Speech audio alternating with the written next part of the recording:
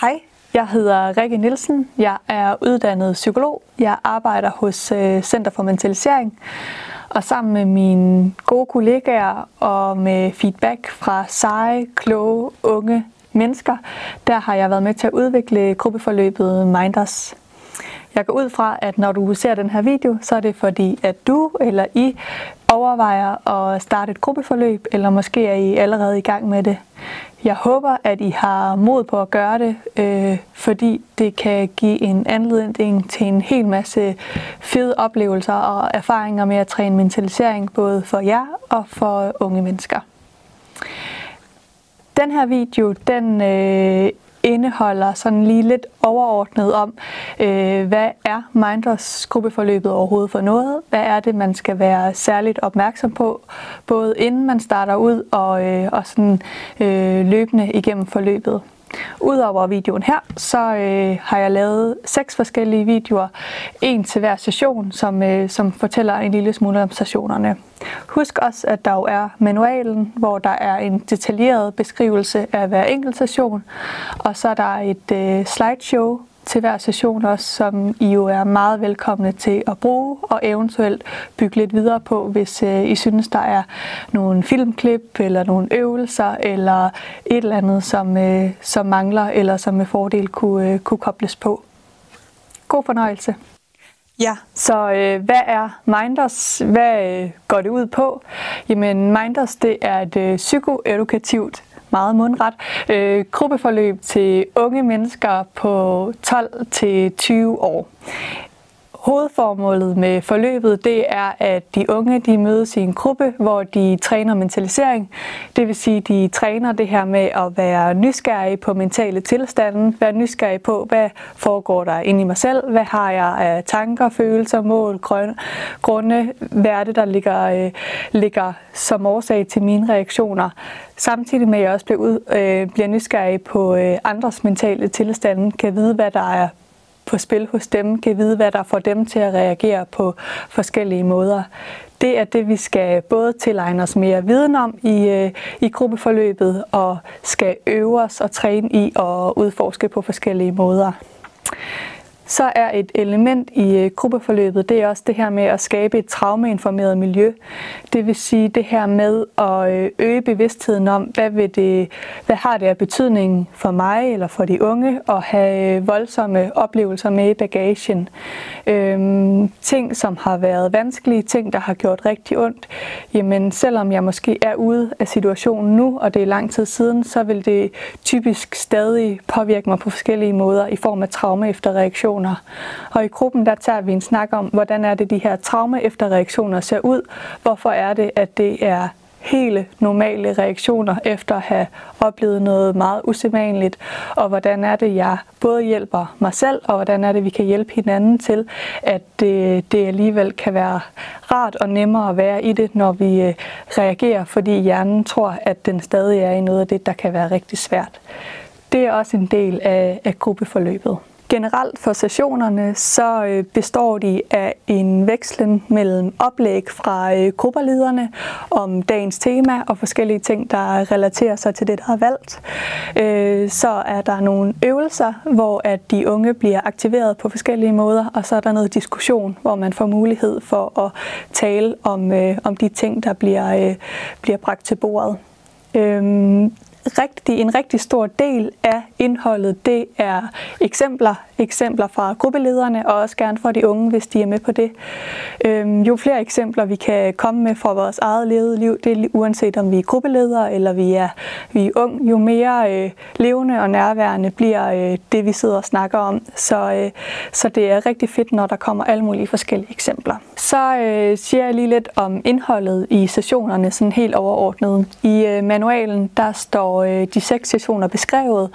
Det står beskrevet sådan ret detaljeret. En lille smule teori, men allermest om, hvordan er det, jeg kan formidle det her stof til de unge på en måde, så det giver mening for dem. Nogle af begreberne inden for mentaliseringsteorien er jo egentlig ret komplekse, eller kan i hvert fald være det.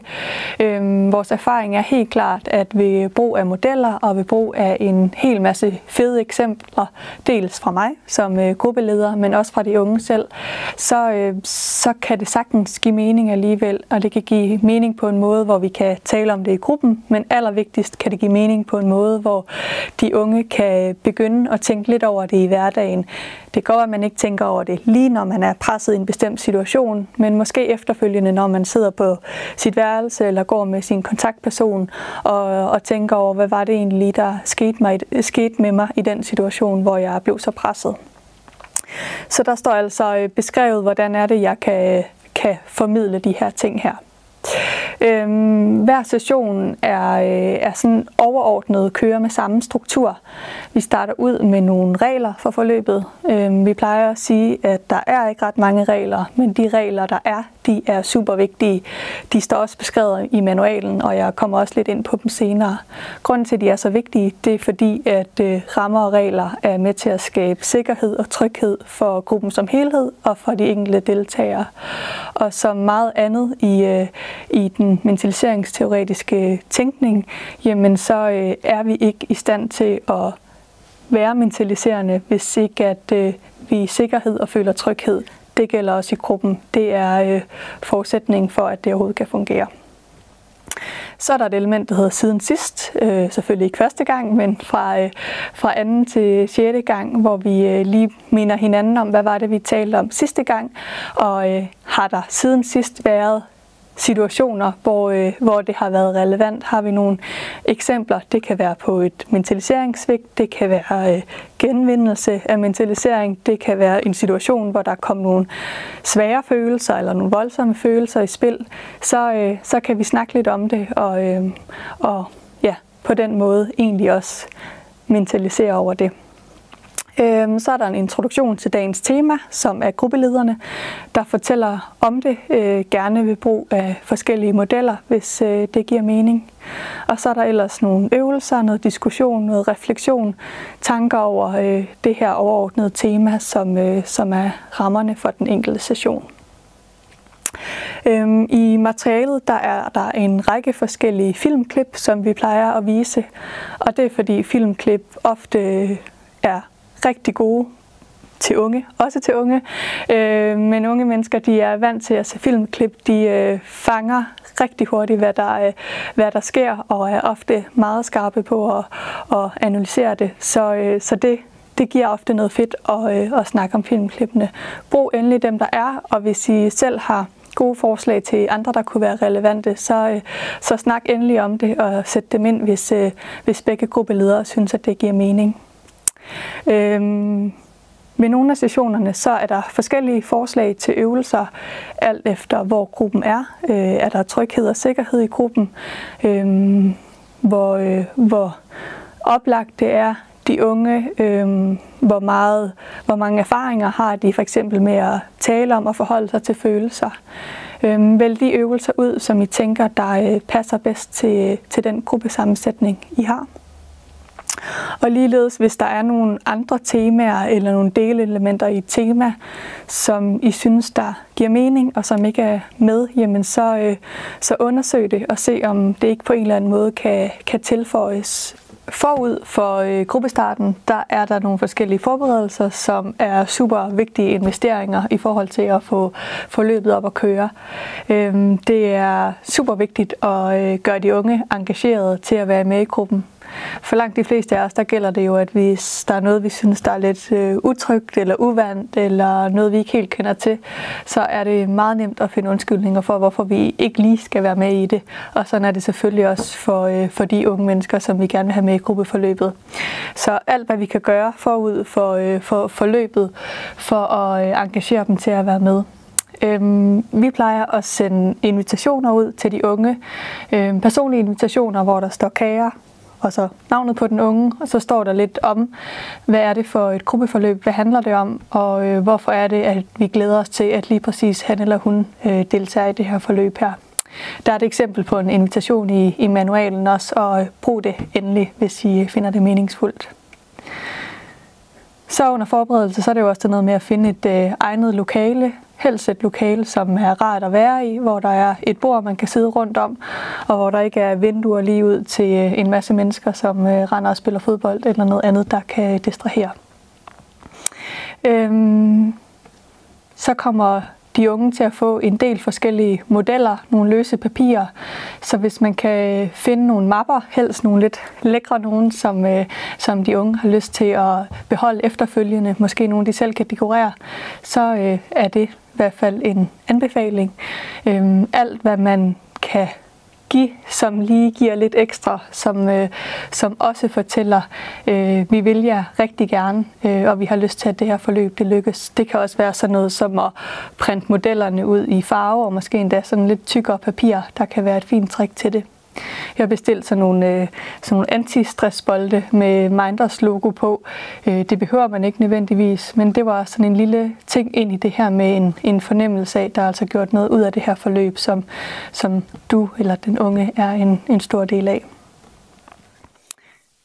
Lidt servering måske, det kan blive nogle lange timer, så noget saftevand eller popcorn eller chokolade, et eller andet, som kan være fint.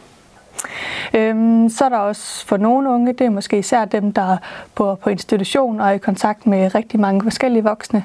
Der kan det være fint at informere de andre voksne om det her forløb her. Give dem lidt viden om, hvad er det, de unge skal igennem. Vi har sådan et sæt, som også ligger i online-universet, hvor de forskellige modeller fremgår, og så er der sådan en lille beskrivelse af, hvad er det, vi bruger modellerne til. Og det kan være rigtig fint, hvis der er en ung, som ønsker at tale lidt videre om et eller andet efter sessionerne, at de voksne, det kan være en kontaktperson, det kan være aftenvagten, hvem der ellers har sådan et godt moment med den unge, kan tale ind i det her, som den unge forhåbentlig er blevet optaget af. Så det er også sådan en del af forberedelsen til det, at informere dem omkring de unge om, hvad er det, at de skal til at i gang med. Som jeg allerede har nævnt, så er den allervigtigste forudsætning for, at gruppeforløbet det bliver en succes, og at de unge får noget ud af det, det er, at der for gruppen opnås en tryghed og en sikkerhed. At man har lyst til at være der, og det føles rart, og man er tryg i at bidrage med det, man har lyst til. Og ind i det med at skabe sikkerhed i gruppen, jamen der er gruppeledelsen og de 2 gruppeledere utrolig vigtige.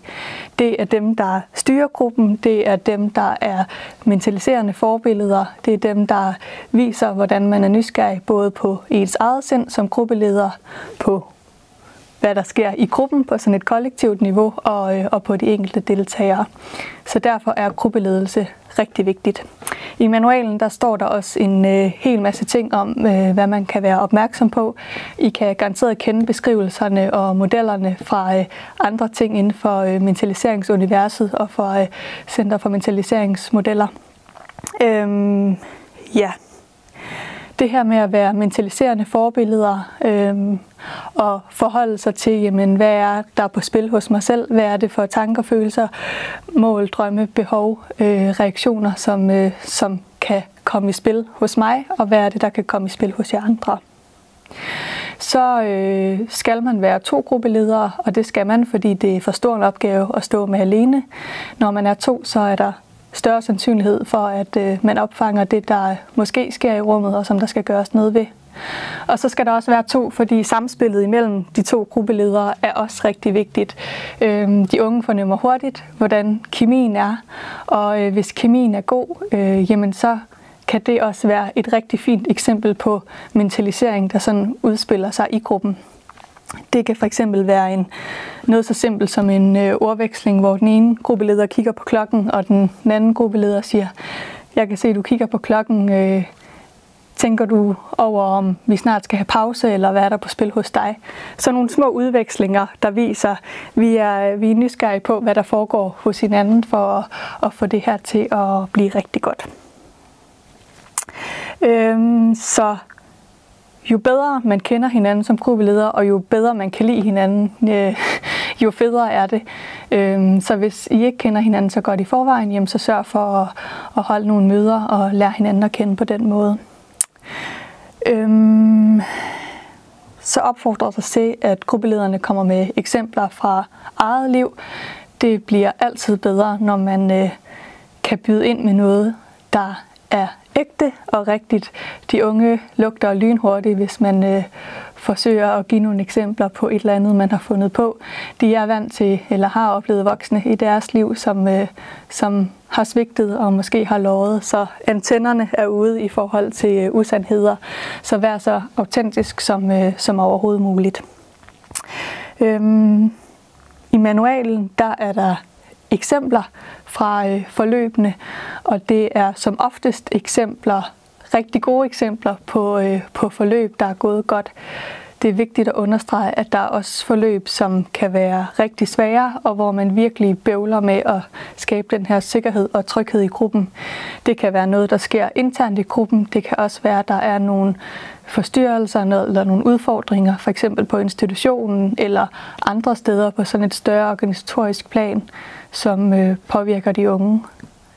Er man for eksempel på en institution, som er lukningstruet, eller hvor der er andre ting, som gør, at de unges sikkerhed i hverdagsforstand er truet, jamen så er det næsten umuligt med at lykkes med at skabe sikkerhed i sådan et gruppeforløb. Så hvis du oplever, at der er en gruppe, der bøvler, så vær nysgerrig på det. Hjælp hinanden som gruppeledere til at undersøge, hvad er det, der er på spil her. Kan vi gøre et eller andet? Måske kan vi få noget supervision på det og få andres perspektiver på det også.